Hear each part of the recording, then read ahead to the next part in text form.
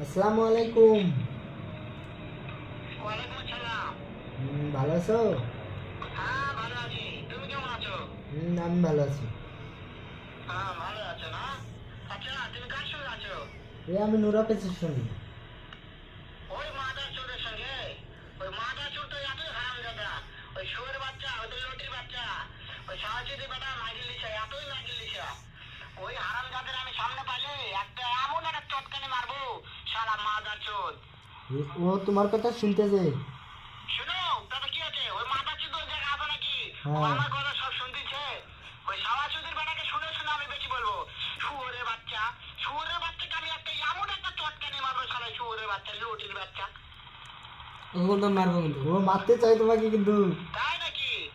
ওই শুয়োরের বাচ্চা আমাকে মারতে চায়?